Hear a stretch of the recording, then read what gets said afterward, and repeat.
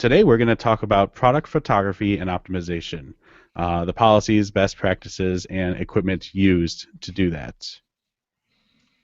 So to start out, first thing that we need to talk about, if this slide will advance for me, thank you, general standards and requirements for all photos on Amazon. So the first thing to keep in mind is that whenever you create any photos or any pictures of photos, they must be of or pertain to the product being sold. I think we've seen a lot of listings where you see the product shown with a lot of different props and a lot of different, like let's say if it's a phone case, you see it with a phone in the picture as well.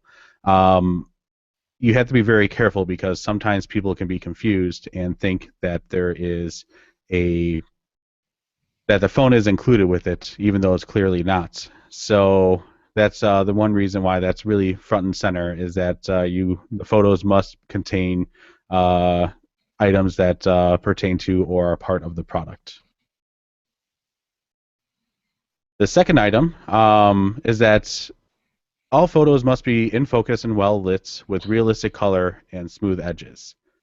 The most important part of this is in focus and well lit. I think we've all seen different listings that have photos of products that are poorly lit, it looks just very dark.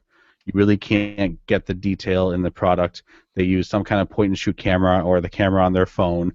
And while granted, there is been a marked improvement in the quality of cameras that are included in our cell phones nowadays, I think that it's still something where people still aren't careful about how they take those photos. So those are also really important items.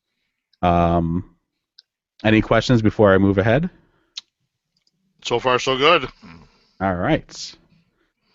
Next item is that the pure white backgrounds on all photos are preferred.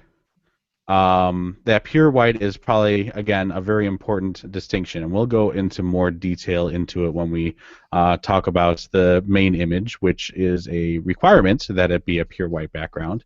But this is oftentimes a part that people miss, and they, again, if they just take a picture of a product, sitting on a counter or sitting on a table or sitting on the floor, it just doesn't look very professional. And probably the most important reason why you really want to make sure it's a pure white background is that it will actually blend in with Amazon's interface. So you oftentimes will see sometimes a box that is around the product itself. Then that usually means that they don't have a pure white background. And so Amazon does prefer that you do that with all product images, but especially the main image, which, again, we'll go into more detail later on. This is, again, reiterating on that first point that I said earlier, that photos must not contain gratuitous or confusing additional objects. Again, going back to the idea of the phone case, if you take a picture of a phone case while it's on a phone or next to a phone, it has to be very, very obvious that that product is not does not include that phone itself. I don't think many people actually do that, but I know that there's plenty of products that it can sometimes be confusing what exactly is and is not included with that product. Anything to add or any questions about those? No, I think we're going good so far. Excellent. This is something that I think a lot of people violate the policy on, and that's having text, logos, and inset images on the products themselves. I know that for some products, it's very difficult sometimes to explain the benefits and features of a product without calling out certain features by text or with graphics, but that specifically is not allowed by Amazon. One thing that we do recommend to get around this particular issue is that oftentimes product packaging has this kind of information on it. And it is certainly allowable to take photos of part of the product packaging or the whole thing itself, like the back of it or the sides of it, that do contain that kind of information that you want to include in your listing and your photos. So best practice is to take photos of that rather than trying to take an existing image and trying to add all sorts of extra graphics and extra text to it. Pornographic and offensive materials are not allowed.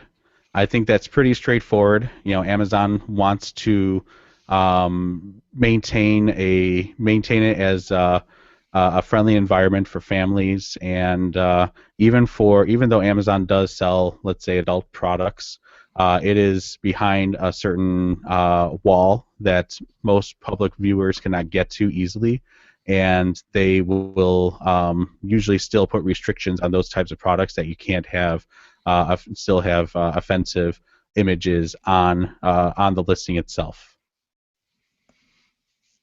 Okay.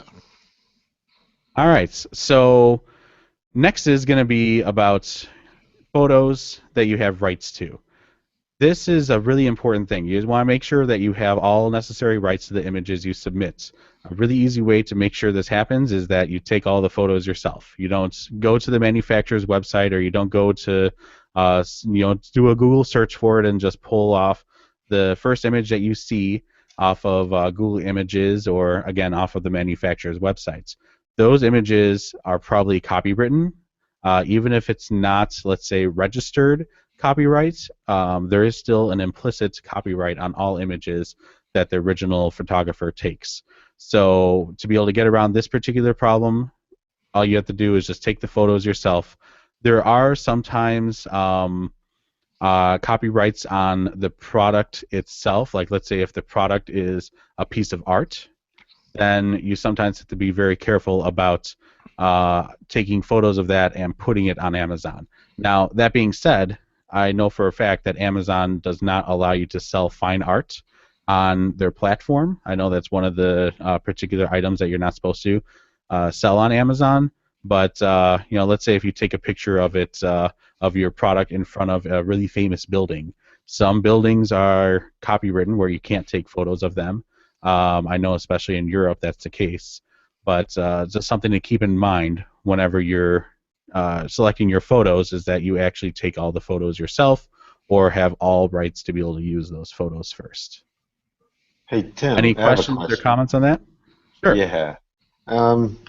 Let's just say, for example, someone doesn't know how to take good photography or doesn't have a nice DSLR camera. Are there any options for these people to get some legal photos that we know of to replace Yeah, well, that? like I said before, it has been a marked improvement in how well like iPhones and Android phones are able to take photos. That's a good last resort, I could say, if you can't take photos with a better camera. There are also other options where you can send off your products to a professional photographer and they can take them for you. You can also use what are called trying to remember what they're called, but they're photos that anyone can use. Like 123rf.com and Billion Photos both offer what are called royalty-free stock. Yes, royalty-free photography. Thank you, Paul. It's royalty-free photography. Stock photography is another name for it, where you can use those images and you just have to pay for the rights to be able to use them. There are sometimes royalty-free, as in public domain photos that you might be able to use, which means that they're open for anyone to be able to use. But those, you really have to be careful. It's sometimes a minefield trying to figure out what is public domain, what is acceptable to use, and that's where purchasing your stock photography off of well-known websites is usually the best route to go if you decide to use stock photography. Great, thank you. All right. Thank you. So next, if it will actually go to the next slide for me, there we go. Other products or objects are allowed to help demonstrate the scale or use of the product. We like to call these lifestyle photos, where you can show the product in use. You can show the product with other props or accessories that are oftentimes used with it. And you can also show people, like let's say if you're selling a t-shirt, show someone wearing the t-shirt. Those are all called lifestyle photos, and it's all around the whole concept where you want to be able to demonstrate how the product is supposed to be used. But again, going back to the first item that we said is that they must that any accessories or any products that are in there, they must be of or pertain to the product being sold and can't be confusing as to what exactly is included. And then, Tim, that also makes it seem like the pure white backgrounds are preferred. So it's again, the word is preferred, not necessary. But and then the next one, no gratuitous or confusing additional objects. And I'm sure we'll look at some examples of where you can kind of go with how you're going to be framing your product photography and what's obviously not allowed at all. But we'll take a look at that together. But go ahead and to your next point there.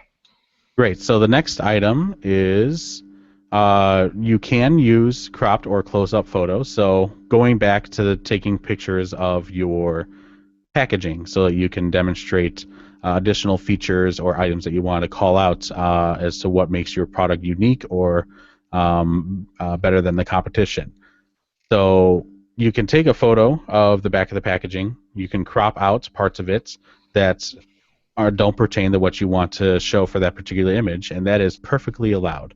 Or if you want to, let's say, call out a certain feature on a product, you want to zoom in and show just that particular product, then that would certainly work as well. All right.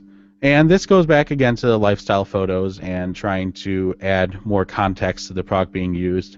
Amazon does allow you to use backgrounds and environments when taking a photo. So let's say if you're trying to sell a trampoline, you might want to take a picture of that in someone's backyard with kids playing on it. You might want to show, let's say if you're selling a baseball bat, maybe you want to show someone swinging the bat in a baseball field. So those are just some general ideas and places where you certainly can do that in some of the additional photos. And lastly, you can add up to 8 images in most categories. Amazon is always changing the requirements for different categories, and sometimes you're using a template for old listings, and sometimes with the newer listings have different requirements and different options available to you. But in general, if you plan on producing about 8 images, you're going to fully optimize your listing by having at least one photo in every single slot Amazon gives you. So doing more is always better. I know it might sometimes be hard to be able to think, well, my product, it's kind of self-explanatory, really can't show it in use, and I don't think it's really useful to have more photos than less. I can tell you that the most important thing, and I know I keep on saying that, but one of the most important things is that you always want to keep in mind customers cannot touch and feel your product. They are not able to use or they're not able to use the product, they're not able to pick it up in their hands, and they're not able to touch it, feel it, and have you be able to use it before they actually make a purchase. So you have to more or less give them an experience through using the particular or through the photos of showing the product in use before they decide to buy it. That is one thing I wanted to comment on, Tim. Yes. That point that you just made about not being able to touch and feel it. If I go to the store, I can pick it up, I can look at it from any angle I desire. I can open the box, I can look at the product after I take it out of the box, I can look at the top, the bottom, the sides, from different angles, all those different sorts of things. And it just floors me sometimes when I go to Amazon, I see that they are showing the top or front view of the product and I cannot see the rest of it. Even the box, a lot of times I want to read what's on the box. And I've seen tons of listings that have a picture of the product itself, but they don't even include the box that comes with it that might have additional information. And the bullets that are on the listing may have some of the information that's on the box, or the description might have some of the information, but I want to see the box. And that's one huge area of opportunity that you can really get into, where a lot of people are using Photoshop to show different things about their product on the pictures. Well, if you really design your box so it's got a lot of great information, or even an insert that would be in that box, then you can take a picture of it and put it on there. So it also serves as a way to get around some of these regulations, because you're taking pictures of something the customer will actually receive. So it really comes back to using these photos so people can understand that this product is right for them is so important, because the pictures tell, that the old adage is a picture shows or tells 1,000 words. Is worth 1,000 words is the saying. So if you have 8 pictures that show a lot of information about the products, that's 8,000 words you're communicating to that particular person. So Tim Excellent. or Terry, when out of all the different listings that you've looked at, how many do you think really have the 8 photos that we recommend? How many would you say, in all the different people that are contacting you every day with their different Amazon listings, are we seeing that they're getting a significant amount of pictures on their listing, or they're lacking in general? I would say that most of the listings we see have one picture. Sometimes we get into 2 and 3. We see almost none that I see have lifestyle pictures with them. So that's one of the main issues that I'm seeing constantly. And Blake has a few different links here of some different products that could use some additional work on their photos. And Blake, thank you for pulling those up. I would like to cut over and take a look at those real quick as an example. Blake, you want to pull those up on your screen? It'll probably just take a moment for him to do that. Sure. Sure. My screen share has been kind of funky lately, so this might be best for... Well, you said you chatted the links, Blake? Into our webinar jam, right. Okay. So... Tim, can you pull those up? You know, why we're doing that, let me just take a minute here, and I want to just go through, make sure everybody who's partaking today understands the services that we are offering. So obviously we're talking Amazon today. We are at Awesome Dynamic Amazon Seller Consultants, and we have a lot of different models on how we can help people either get on Amazon or get in a better position to be much more profitable on Amazon. Other things that we do here at Awesome Dynamic is create responsive web design, and we also do search engine optimization. So once we get you a great website, we're going to be able to help, drive customers in your direction. The whole basis for everything that we do here is getting you new targeted customers. I'm happy to say that we get calls every day from people looking for help with our services, and by working with us, we can do the same for you. So we have those opportunities available. We also do the Google virtual tours, which is a great way for people to get an online preview of your business, and can also get you a nice little SEO boost in the meantime, especially if your competitors do not have one. On our website, awesomedynamic.com, you can watch any past webinars. We have great blogs for you to take a look at as well. We also have a place where you can get on our awesome list, get on our mailing list, and make sure that you are able to keep abreast of everything we have going on. And we do, in our local area, have some live events from time to time, and you'll be able to find those on there as well. The last thing I wanted to mention, of course, is at the bottom of our homepage, there's a place to give us a 5-star Google review should you enjoy what you're getting here from us on our webinar. We always would deeply appreciate those reviews. They help us quite a bit, and we would like to know that you're thrilled with what you're seeing, and make sure that everybody else knows that as well. So that is our quick rundown on what we do, and we appreciate if you give us a call at 800-238-1811, or I can always be reached at terry@awesomedynamic.com. So with that being said, we can go right back over to, I guess we have some pictures there to look at. Yeah, so Tim pulled up this one picture here as a Revishelf tray divider with clip, chrome. And we're seeing one picture of it. It's a lifestyle photo. Technically, the main photo should be a background of white, and we're not seeing that here. We're just seeing the product inside here, and in fact, when I take a look at this, I don't know if it's just one of these things? Am I getting several of these things? The picture makes me think I'm going to get 1, 2, 3, 4, 5 of those wire dividers that are in there, and I'm not sure if that's what I'll get based on the picture. So Tim, tell me your feedback on this picture. Yeah, I agree completely. I think it is important to show the product in use, and I know that there have been some people that have had success showing props in there. So I like the idea that they are using, pots and pans, and they're showing the product in use. But yeah, I don't know how many exactly come with this. Is it 5 total? Is it supposed to only be 2 of them? Is it like a whole set? I just really don't know exactly what it comes with based off of the picture. And although a lifestyle photo, while against Amazon regulations to put it in as the main photo, can perform better in the rankings, at least in the click-through ratio that you get, you want to, if you do that, make it super, super clear in what you say about your listing of what exactly you're going to get if a person could potentially be confused. Blake, did you have any comments on this particular picture? Well, besides the lack of pictures, I wanted to go over how this is a good example of someone who didn't use all 8 photos. I agree with all the points you guys pointed out. In my opinion, this is a bad crop job. It's not centered. I understand they might be trying to show us the door, but to me, it's just a very poorly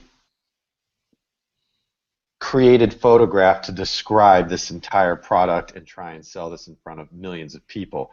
I think this is a great example of what not to do, even though they might be selling them very well. That doesn't matter right now. The point is we want you to be able to upload as many photos as you willingly can, up to the 8 limit typically, because this is going to provide trust to the potential customer. It's going to give them more reason to stay on this listing and look around. It might actually make them more inclined to scroll down and see more details. But not that this is a bad photo, because if you do hover over it, it has the zoom ability, so that's something that we will go over to how important that is, because since you can't touch this, like Paul touched on earlier, we want to be able to depict our product that we're selling, or you're selling, to the highest detail so they feel like they can almost touch it. And all 8 photos should almost be this high quality. And one other thing I wanted to point out was the items that are in there as well could also confuse people if it's the primary image, because they might think they're not only getting 5 shelf dividers, but I'm sure there's people out there that might think they're getting that metal serving tray in the middle, the nice little ceramic tray on the right. You never know what people are going to do, and if they purchase this and you start getting negative reviews and returns, Amazon might punish you, and that's quite detrimental and not something you want to look forward to. So the other thing is, what other photos could we have on here? Great point. And I think, yeah, if we were doing this, what would we do? And I know I'd want to see one of them outside of a cabinet on a pure white background, and I want to see those clips. It looks like there's 3 on each one, but I want to see the clips and exactly how they work in close-up detail. So I can't tell if that's a Phillips screwdriver or a Phillips screwdriver screw, or if it's a flathead. How does that little plastic clip work? Does it go around it? I can't really tell. Does it snap into it? It looks like it might snap into it, but I'm sitting here guessing how it works. I shouldn't have to guess. I should be able to just see it. And right now I can't just see it, and that's a problem. We want to be able to just see how the thing works. And even though I can zoom in this picture, I don't get the whole package. I don't understand exactly what I'm getting. And you know what? That's where multiple multiple photos for a product can really help, because I could look at this one photo, and I said earlier, well, if I explain a little bit more in the title or the bullets or whatever, I would know a little bit more about what I'm going to get. But if you do another photo right after this that shows 5 of these things stacked up and all the clips that come next to them sitting right next to it, that would show me explicitly, okay, yes, I'm getting 5 of these and I'm getting 3 clips each. Or if the next photo is just one of them by itself with 3 clips in it, then I know, oh, okay, I'm only getting one of these, even though there's 5 in the first picture. I get what I'm going to get. So that's an idea of another picture I put in there, and then maybe doing some pictures where I see the dividers in different situations. So it doesn't say, who's to say that I need to use this in the kitchen? Maybe I use this in my garage. Maybe I use it in my closet. Maybe I use it on my bookshelf in my office. So those are some different situations we can put these dividers in. And then in each of those situations, I could put maybe towels in between them in the bathroom, or I can put books in between them in my office, or I could put different purses in between them if it was in a closet. So there's different situations I could put these in to really get an idea of all the places I could use it, which can also greatly enhance the sales on this item because right now the presentation of which is this can only be used in the kitchen. So if I don't see all the other situations that I could use the product in, I might not know where I could use the product other than in a kitchen cabinet. Very good points. All right, Tim, you want to get back to our list or our PowerPoint? Yes, let's get back to our presentation. All right. So now that we all kind of understand the basic guidelines around how to use photos, let's drill into a little bit more depth and talk a little bit more about that main image, which we have touched on a little bit already. So, what are the specific requirements for the main image? We already talked about it. The background of the main image must be pure white, and what that means is that it must have an RGB value of 255, 255, 255. The reason for this is because all of Amazon is a pure white background. And same thing with whether you look at the product on your search results page or whether you look at the product on the listing page, you're surrounded in whites. And by having a pure white background, it helps the picture blend in with the rest of the website, and it just looks a lot better and a lot more professional by having the product just basically looks like it's just sitting on the website. It's not clearly just a photo that's just thrown up there. The other important thing about the main image is that it cannot be a graphic or illustration of your product or contain any accessories that are not dispatched with the product, any props that confuse the customer, text that is not part of the product, any logos, watermarks, or inset images. So that's a lot of restrictions as to what you cannot do with the primary image, or the main image. But I want to mostly touch on that graphic or illustration part of it. I think that there's a lot of people who get, let's say if you're a manufacturer and you want to produce a new product, but you don't have the actual product in hand yet, you might want to display a rendering of your particular product. And that specifically is, again, not allowed by Amazon. You can only take photos of the product and put those up with that pure white background. And then the accessories part of that. So going back to making sure that the customer is not confused, we just talked about those shelf, not the shelf dividers, but the cabinet dividers for those tins and everything. We're not sure exactly what was included, what wasn't included. Did they have the screws? Did they not? If you do include any accessories, then they have to come with the product itself. So the fact that none of the tins actually come with the product, but were shown in that picture, is a violation of Amazon's policies. Any questions about that before I move on to the last points?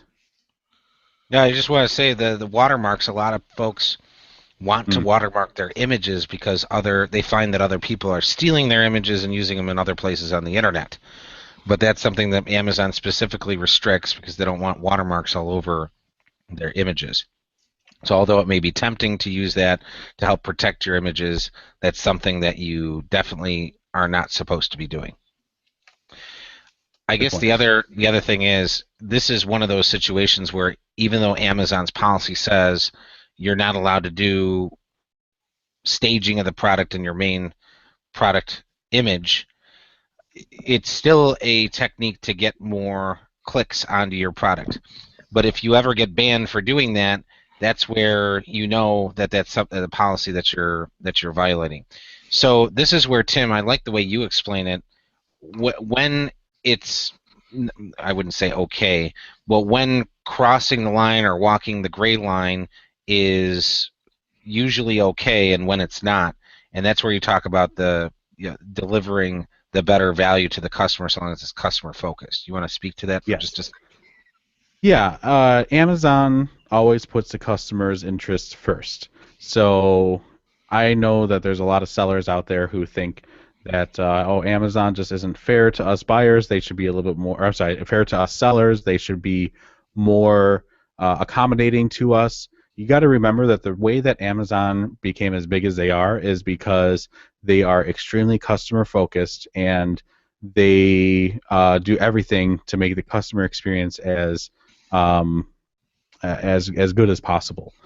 And I believe, and I've had experience with this, where if you make a change to your listing, or let's say walk that gray line with one of their policies on when you do anything to your listing, as long as you are focused on making it better for the customer, then that usually is one of those instances where Amazon will usually kind of turn a blind eye towards that particular violation that you're in their policy. So you just really have to make sure, like, is this going to confuse the customer, or is this going to help the customer better understand how to use the product or what the product is all about? You really have to kind of ask yourself that. You don't want to just add a bunch of images and everything else just because you want to increase sales, where then later on you end up getting a bunch of returns and a bunch of unhappy customers, which then can lead to negative feedback, and it ends up catching up with you if you decide to do it. But and that's why Amazon has these guidelines here in the first place. But yeah, again, as long as you're customer centric in your decisions, I think Amazon will usually be okay with what you decide to do. And that's not a blessing to say go ahead and do it. It's just our experience has told us that. And the one thing that you can do is submit your picture to Amazon as a case. Yeah. I mean, you can certainly submit it and say, the reason why I wanted to put this in this staged manner is because you can't tell what it is by looking at it with the white background. Is this okay? And you send them the picture that you propose. And they'll get back to you and say, yeah, this picture's fine, or you know what, this picture isn't good, or maybe they'll give you some constructive feedback on things that you can change. So that's an option open to you if you're afraid of walking the gray line without getting a blessing from Amazon. That's certainly an option that you have open to you. Very good points. All right, and then the last item I wanted to bring up is, as we talked about before, white backgrounds are recommended for every image, but not required. You can use environments in the background. You can use other backgrounds if you feel like it's going to better enhance the product. Like, let's say if your product is white in color and it's really, really hard to, kind of contrast that. Sometimes for your additional images, it may make more sense to use a different color as your background. But for the most part, you really want to make sure that your main image does have that pure white background.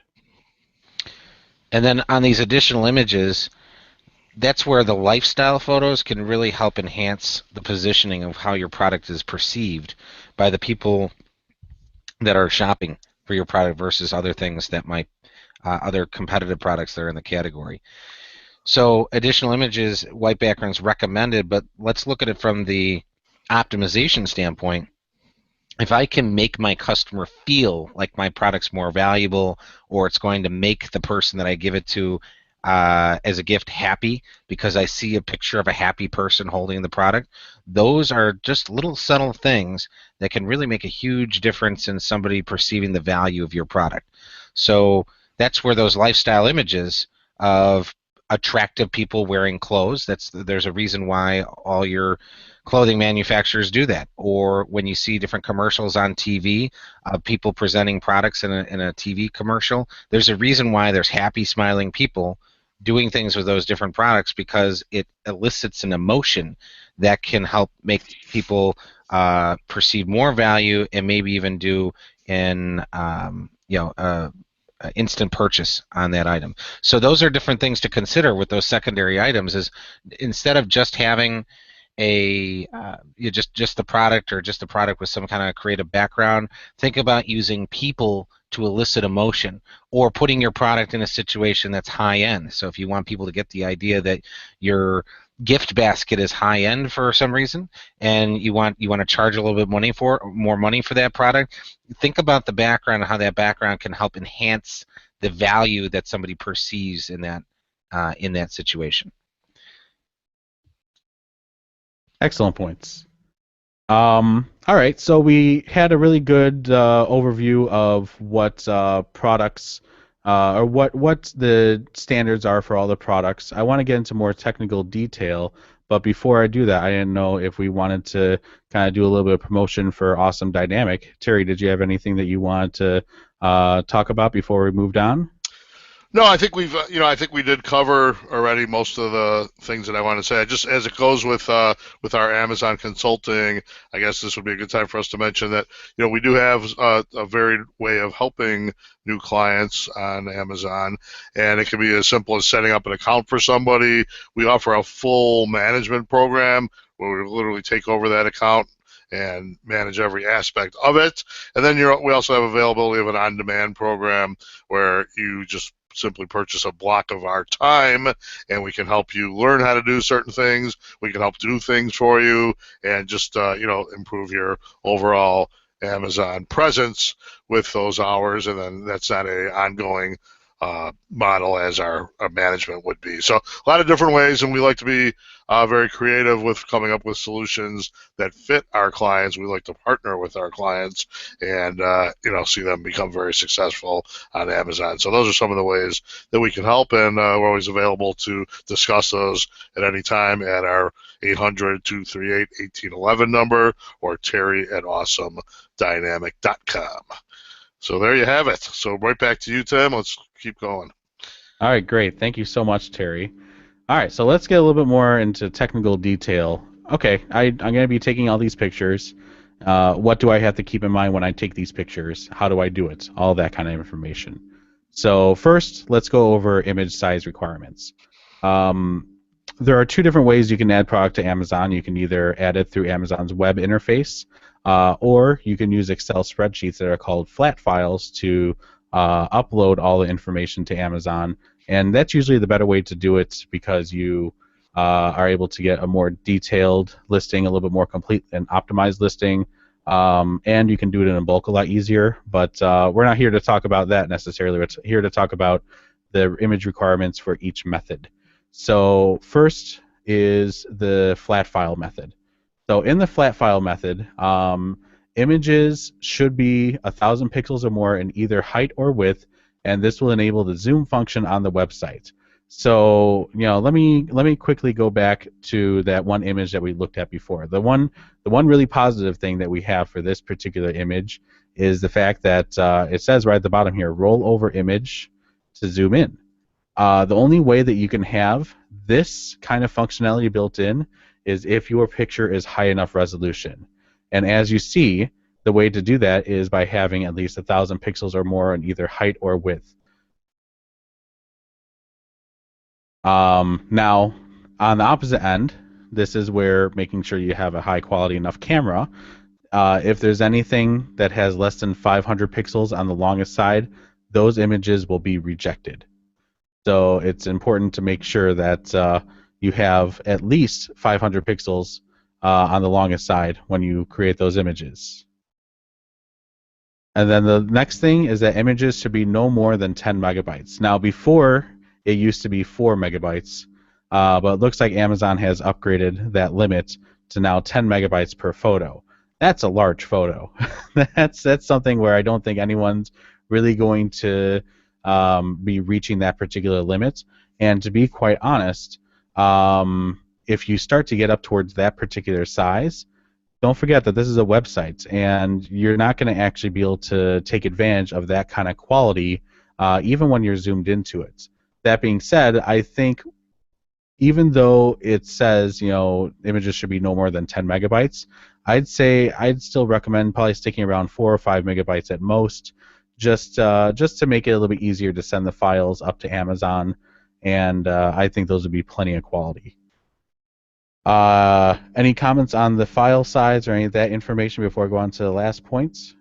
Last time I looked at this, Tim, I remember it was 4 megabytes, but that was a couple years ago before I had you guys working on everything. So that's where 10 megabytes is a huge file. You could take a photo that's 10 megabytes and blow it up and it'll look crystal clear on the side of a house. So you don't need it that big. And usually when we're consulting with people who are doing search engine optimization on their websites, that photo before it zooms really should be less than 100 kilobytes. So, and then obviously the zoom photo, if you were to actually download it from Amazon, they're going to optimize that. They don't want their site running really slow either. So they're going to optimize those different things. So no matter what you upgrade to there, they will be compressing it in some manner. It just looks like they're upping the ante on how much they're willing to accept, so then they must optimize it down. But just some different things to keep in mind. They're not going to actually serve out your 10 megabyte or 4 megabyte file. They'll be processing it in their system to reduce it so their site doesn't run really, really slow. Very good points. And the last thing is, okay, what file format should I use? JPEG is preferred. They do accept, I believe, PNGs as well as GIFs, and people can argue with me how that's pronounced all day long. I still think it's GIF. But yes, that is, they do prefer JPEGs when it comes to the file formats. GIFs, that's right. Thanks, Paul. All right. So tell us about the web interface. Yeah, so the web interface. Amazon actually makes a nice little chart here to tell you all the details. Now, I don't think many of our viewers would use are doing books, but we'll kind of concentrate on the single items section here. The minimum dimensions is only 200 by 200 pixels if you're doing any images, and maximum dimensions is 2000 by 2000. So you can see that the requirements are different for each method. And you can also see further below where it says that all photos submitted will be scaled to 500 by 500 pixels, which is what the product looks like when, again, let me kind of go back to our example listing here. You know, if I hover over this, it's going to zoom it in, but I bet you this is probably about 500 by 500 pixels on this listing right here. So it's going to get scrunched down to that size, but if it is larger, again, it will enable this zooming feature. So you want to make sure you don't just do the bare minimum so that people can zoom in on it. I'm actually amazed they're allowing people to upload photos that are 200 by 200, because then they're going to scale it up to 500 by 500, which will make it look horribly pixelated, and that wouldn't be good at all. So that's where, even though you can, I just wouldn't. Size the picture the appropriate size from the beginning, and the large, obviously you can see in the web interface you can't even get a really high resolution picture in there because they're limiting you to 2000 by 2000 pixels for the upload through their web interface.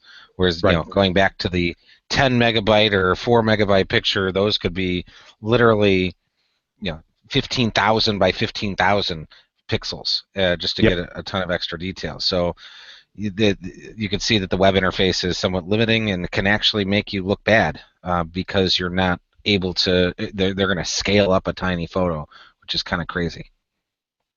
And one other thing. Whoops, go ahead, Blake. Sorry, Tim. It's just a general. In a website full of text, your images are going to stand out like a sore thumb, and it's the whole reason we're doing an entire webinar on this, is just to show you how important your pictures for your products are to the general population, and I just wanted to enforce that. But go ahead, Tim. Thank you, Blake. Yeah, that's a good point. Then the last thing I wanted to talk about is the maximum dimension ratio. Amazon really likes to have 1-to-1 ratio in terms of when you actually format the picture. One thing we were noticing is sometimes if you look at a bunch of products, especially like let's say if you look at let's say a page full of vitamin bottles or supplement bottles. Sometimes you'll see that products are kind of shifted over to one side, and sometimes you'll see that there's products that are in the middle of the page. And the difference between those is how the product image was cropped. So let's do a quick search here. So let's look at vitamins. All right, so these all seem to be pretty well done. I think we actually saw it on a different page because I know, Paul, you and I were looking at this just the other day, correct? That's right. What was it that we were looking at? I think we were looking at like probiotics or something like that, right? Right. But the picture that we had identified, basically, here, just keep there for a second. So see how this Eco probiotic there is in the center? If you look from left to right, actually, it is shifted over to the left, that one, the Eco one. Yes, it is. Slightly shifted over to the left. It's a perfect example. So you can see it shifted over to the left. That's because the product wasn't centered in the image, or the image was cropped really tightly around the bottle. Tim, do you want to elaborate on that? Yeah, so let me see if I can really demonstrate this a little bit different. So I'm going to take a quick screenshot of this. So how it was probably cropped was like this, where there's markers all around it just like this. But I think the best way to crop it is to try and do as much of a square as possible, kind of like this. This way it's 1-to-1 ratio, same length as it is width.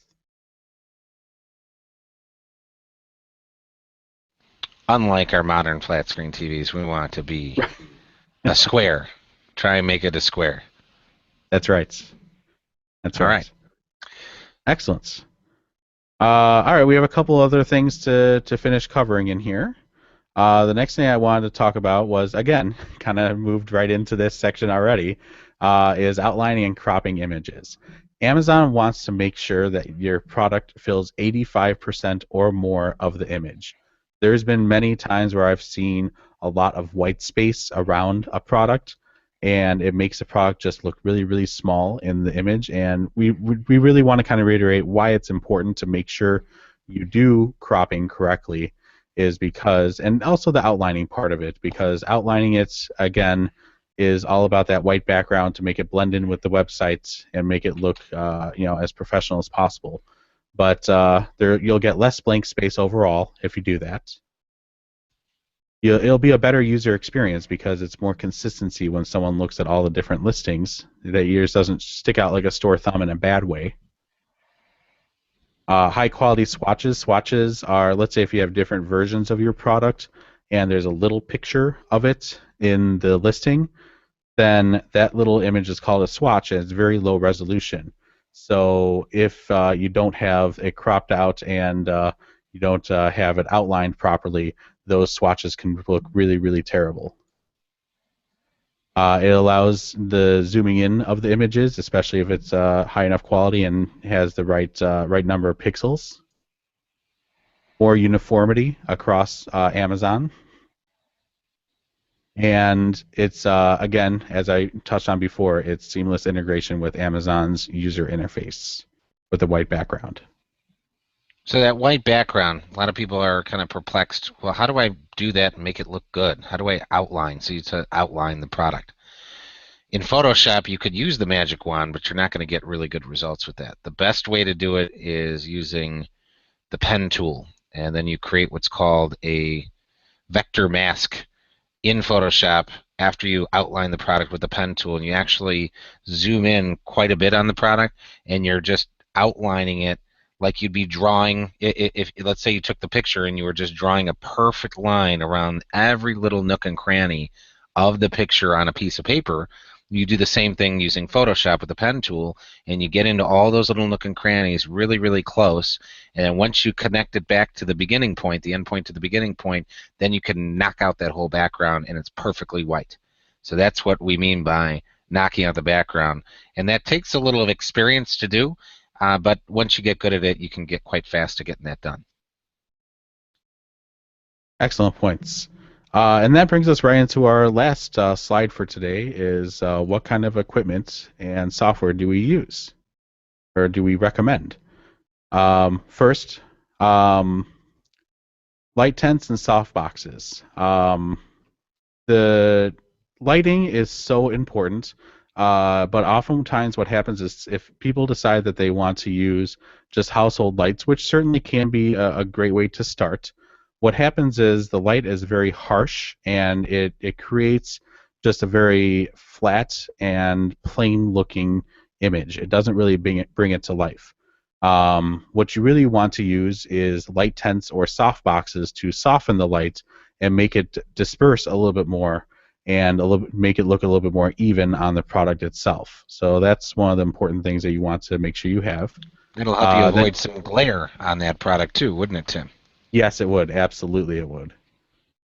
Thank you for bringing that up. Sure. Next thing is studio lighting. So what kind of lights did you get? Should I get, traditionally studio lighting was made with incandescent bulbs, but those are very hot. They are very high energy usage. Then we started to move into CFLs, which are certainly a lot better. And then you have probably the most modern type, which is LED lights, which not only are very low power usage, have very low power usage, but they also are, able to be very portable and very flexible. So, that kind of goes in order of least recommended to most recommended. And they don't heat up the room you're working on to get this photography done either. Yes, indeed. Absolutely. That's true. The next thing is it's recommended that you use daylight temperature bulbs. So oftentimes when you go to the store, it's different colors or different color temperatures. When you look at bulbs, they say, there's daytime, there's soft white, there's a bunch of different kinds. And what you're looking for is really daylight temperature, which will basically mimic what your actual what the actual sun produces when you're outside during the day. So that gives you the most true to light or true to life colors when you take pictures of the product. And I think at the same time, if you do use lights that are daylight temperature, you want to make sure that you turn off all other lights that are different colors so that you don't have some kind of weird mix where the cameras are a little confused and it just doesn't look nearly as good. So that's pretty much all lighting. Getting more into the equipment that you want to use, we recommend a high quality camera. Best kind of camera to use is some kind of DSLR, and that's the kind of camera where you can swap lenses in and out, and you just have a lot more control over how the image is taken. Most people are intimidated by these DSLRs because they're big, they have a lot of buttons and they have a lot of functions on them. Oftentimes, they do have a very simple automatic mode built into them, which is certainly going to be good enough for your for starting out. But there's a lot of things that you can learn and a lot of things that you can do on it if you're willing to learn. And then the next thing is we do recommend getting multiple lenses depending on what kind of product you want to shoot. Most DSLRs do come with what's called a kit lens, which gives you some zooming capabilities. It's a wide-angle lens. This way you can get more of the product into the image. The only downside is that kit lenses sometimes introduce what's called distortion. So sometimes if you take a picture of something, the edges of it may look kind of curved instead of straight, whereas if it's a box, the sides are supposed to be straight. Well, kit lenses sometimes can introduce a distortion like that. The other item that you might want to think about, or another lens that you might want to think about doing or getting, is a macro lens. A macro lens is going to let you take pictures of smaller objects in a lot more detail than a standard lens. Sometimes, standard lens you just can't get close enough and get enough detail in there. And then the last lens that we recommend is a 35 or 50 millimeter fixed focal length lens. Oftentimes these lenses are really small looking and the user are extremely basic. They also are very inexpensive. Usually you can get one for about $100 to $200, which is very inexpensive for a lens. And this lens, you don't zoom in and out, you move back and forth to get the product into the frame. That's probably the one big difference between using that versus, let's say, the lens that came with the camera. The advantage, though, is that you don't get any kind of distortion. Usually they allow you to to take a lot brighter photographs when it's dimly lit. And overall, they are just really some of the best lenses to use for not only product photography, but also a lot of portrait photographers use them, landscape photographers use them. They're just a really good lens to use all around. They are sometimes difficult to use, but I think the results are really good if you're willing to learn. And then we mentioned this earlier. We recommend using Adobe Photoshop with that pen tool to be able to do all that product outlining and possibly do some color correction and final exporting of the photo into the final pixel aspect ratio and file formats. Yeah, Adobe Photoshop also gives you the opportunity, once you have that particular product in a layer and you're offering, let's say, a 3-pack or a 5-pack of it, you can just duplicate or triplicate the layer, and then you can, it's as if you had 3 sitting in front of you when you were shooting it in the studio, but you're actually creating the different copies and essentially creating the photo with the real item that you did the photography with. A couple other things, Tim, that I think it would be great to add on here is just kind of the technique that you use in the photo studio to do certain things. Obviously, having a tripod handy is a good thing to have in certain circumstances. I know there's that effect where you have the reflection that looks like it's below the product, and it kind of shows some of that stuff there. You actually do that with a piece of glass. Yeah, that's a hard effect to pull off. You really need good lighting to be able to do that, but really effective for the listings. But Tim, you want to get into some of the other techniques that you use when you're taking some photos? Yeah, going back to the whole white background thing, making sure that you use a white background that can either be a piece of muslin cloth, white muslin cloth. That's very popular. In fact, that's what I have hanging behind me. If I turn off and show you my camera here, this is a piece of muslin cloth that's pure white, and when lit properly, it does kind of give you a good background to be able to shoot everything on. And then the other thing, like Paul mentioned, was a tripod to keep your camera steady when you take any pictures. But in terms of techniques, just take more photos than less. It's one of those things where you never can, you're using digital film, which means you don't run out of film. So just take more and more pictures at different angles, from different, have the product positioned in different ways. And I think if you do that, it's going to be really, really effective. And spending your time with staging, I know we did a lot of board game photography at one time and breaking out all those pieces and getting everything, all the little cards that came in the game lined up in a nice little arch, in the space between each corner of the next card to the next card to the next card. We spent painstaking amount of time getting everything looking really good, but it was way better than any photo that the manufacturer could have put together, and it really presented the product in a way that was just awesome. One thing that I see all the time, people take pictures of boxes. The box, the product comes in, and they do a straight-on shot of the box. And I think that's something that it's a 3D object. Why make it seem like it's 2D? So if you put the box at an angle and then take a picture, it feels more lifelike, more realistic. So those are missed opportunities we see all the time that you can certainly do to enhance the listing through really, really good photography. Good points. All right, so I think we could wrap it up here.